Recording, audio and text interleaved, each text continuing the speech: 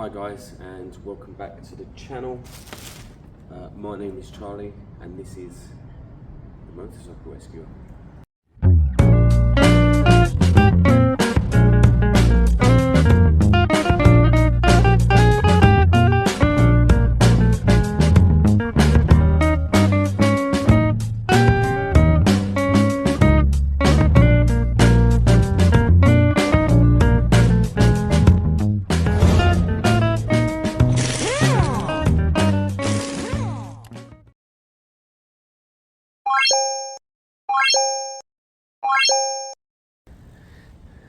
So yes, welcome back. In this bag here is a set of carbs off a running bike for the Fazer 600.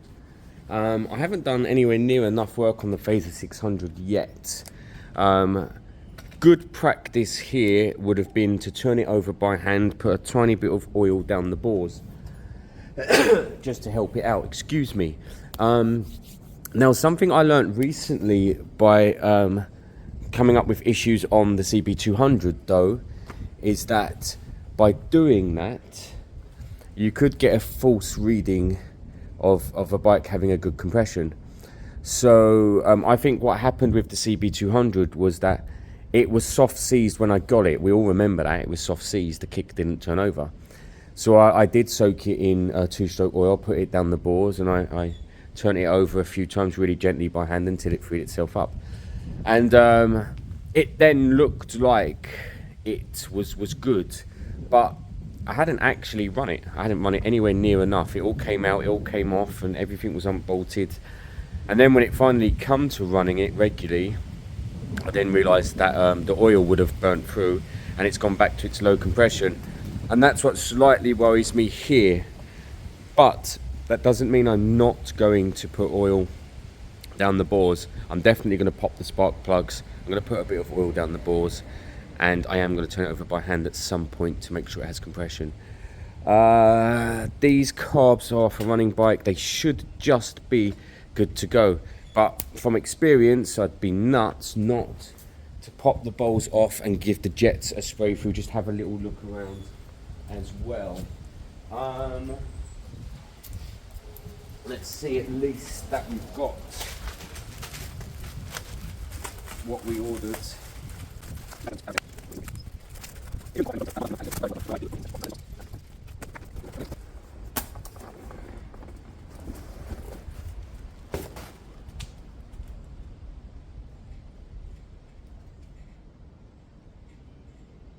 Now if that's fuel in,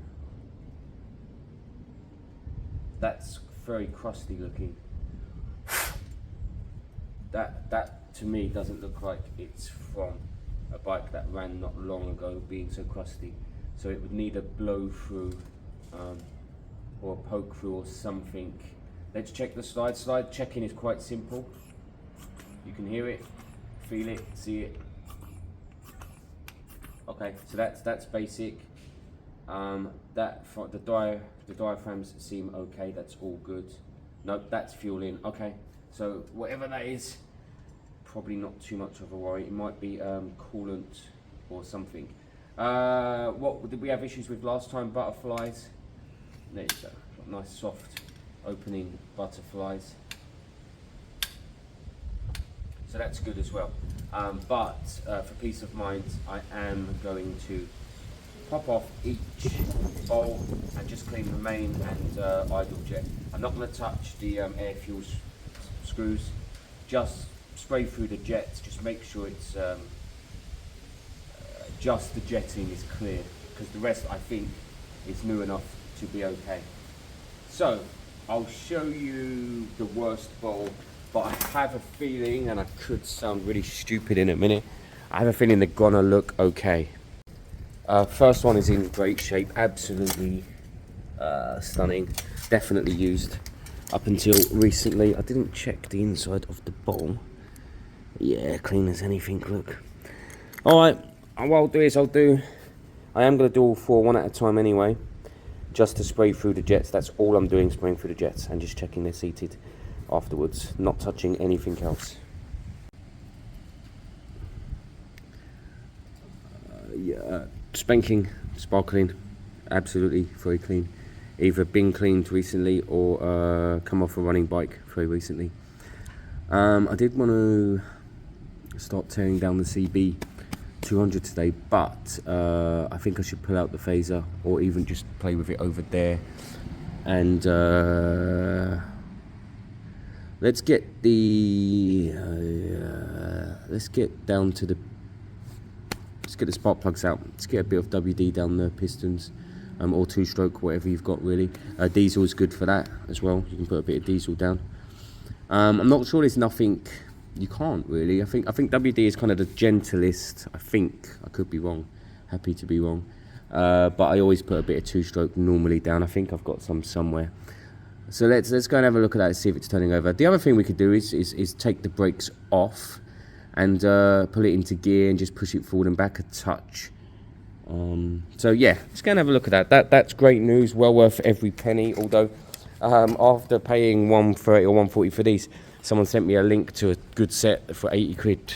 So thank you for that. But yeah, I'd already ordered these and they were on their way.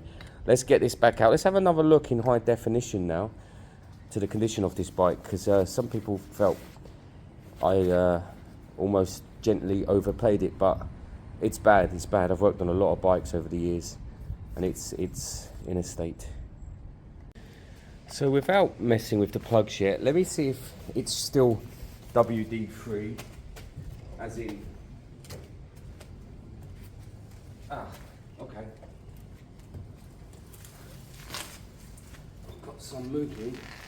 Alright, so let's gear it.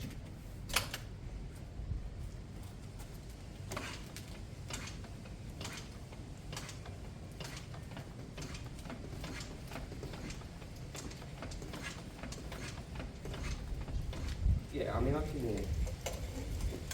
hear movement there.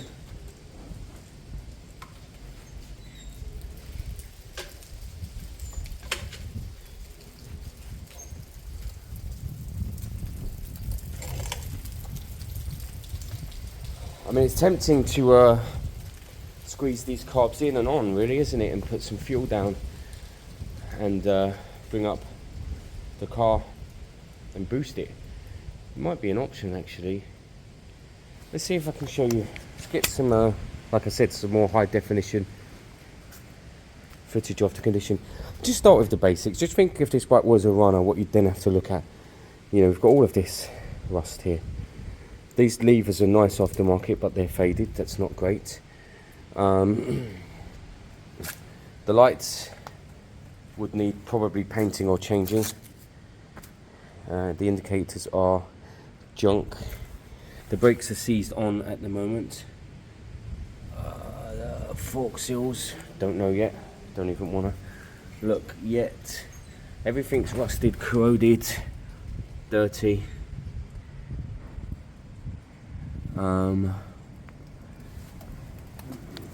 Just everything though.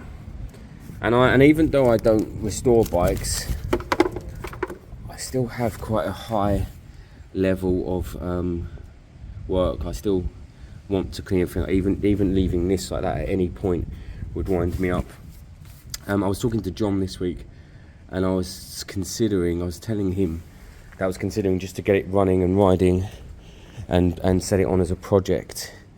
All of this I'd want all this off, unless you sanded it down, hammer-righted it or something, and put it back on, because it is a givey one. It might add value. Again, look, fixtures and fixings. And it's good metal. It will all clean up eventually. So yeah, it is in a state. It needs a lot of work. But if we can get it doing something, firing, then at least at least we had something. Why am I messing around with spark plugs when I could spray through the boots if I need to? Right, I think I'm gonna try and slip the carbs on. It's a right hassle on this bike, but it's probably a good idea. All of this, it helps to kind of move all of this just as much as you can out of the way, especially to get the throttle set up.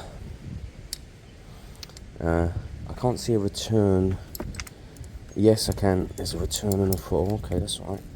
And they're working. All right, there you go. Cool. On old carbs like this, I would connect the return line just in case. Right, I think I'm going to hammer away here and see if I can get these carbs on and seated with the throttle and return on. But I also feel like there's a lot more to be done. I wouldn't be throwing the tank on yet. I'd probably be dripping fuel into each carb through my tank first. So I think first startup would be on a separate tank of fuel, and again it might even put a tiny bit of two-stroke in there just to get these bores a bit more lubed up, even so, you know. See you later. So if you ever want a challenge, I've said it before, I'll say it again, the Fazer carb, it's not even the carb, it's the airbox. It's horrible. Every time I do it, I regret it. It's really horrible. I've been here for 2 hours, desperately trying to seat these boots onto this carb. There's loads of tricks of the trade, heat them up a little bit, WD-40, but it doesn't matter. Trying to get everything in the right position to the right point to get them to slide in, and then getting them to sit in, it's basically impossible at times. Well, it's obviously not impossible because people do it. It's very, very difficult. So there's 2 hours wasted away. They're not seated now, they're not bolted on, they're not nipped on. It's very, very difficult to get them lined up and pushed on, even with WD-40. So it's raining now, so I'm wrapping up. I'll come back tomorrow. And sometimes coming back fresh, you give it a couple of kind of jolts. When you come back fresh, you've got a bit of extra energy and things come back to life. So it's always worth having a break if you're ever getting a bit stressed about the way something's going.